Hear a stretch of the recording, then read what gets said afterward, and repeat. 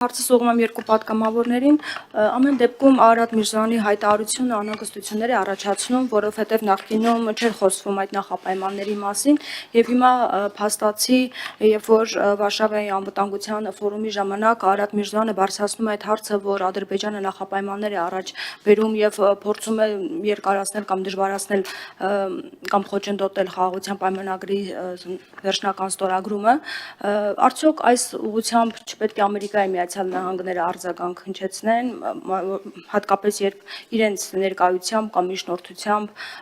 կնքվել է այդ պայմանագիրը, այս ուղղությամբ չեք կարծում, որ պետք է քայլեր ձեռնարկվեն, եւ բացի այդ ճանապարհի հետ կապված նաեւ նշել էր Արարատ Միրզոյանը, որ այդ կոնսորցիումը, որը պետք է իրականացվի,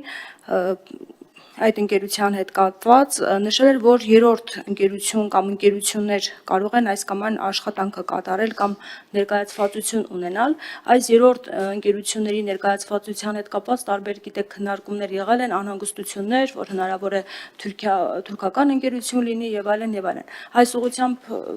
ինչ կպատասխանեք, բացառում եք, որ թուրքական ընկերություն կարող է լինել։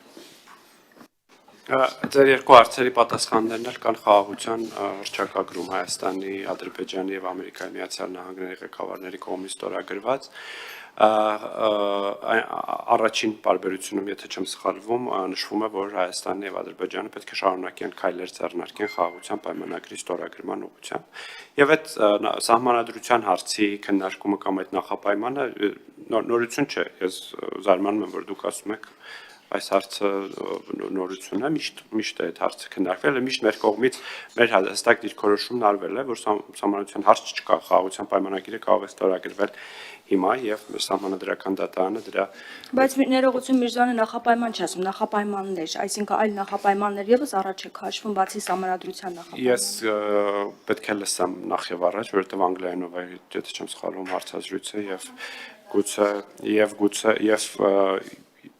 ես ենթադրում եմ Միրզոյանը նկատի ունեցել սահմանադրության հարցը։ Այս հարցին կարծես պատասխանեցի։ Երկրորդը, դե ասում եմ, եռակողմ հռչակագրում այդ հարցը կա եւ Ամերիկայի Միացյալ Նահանգները շարունակում է ուշադրության տակ պահել այդ հարցը։ Երկրորդ հարցը վերաբերում էր երրորդ կողմերին։ Կրկին հռչակագրում շատ հստակ նշված է, որ փոխադարձ համաձայնությամբ երրորդ կողմերի ներգրավվածություն, այսինքն որևէ երրորդ կողմ, որը պետք է ներգրավի այդ նախագծի իրականացման մեջ, պետք է ունենա Հայաստանի եւ Միացյալ Նահանգների համաձայնությունը։ Առանց որը երկու կողմերի համաձայնության հնարավոր չի լինի երրորդ կողմի մասնակցությունը։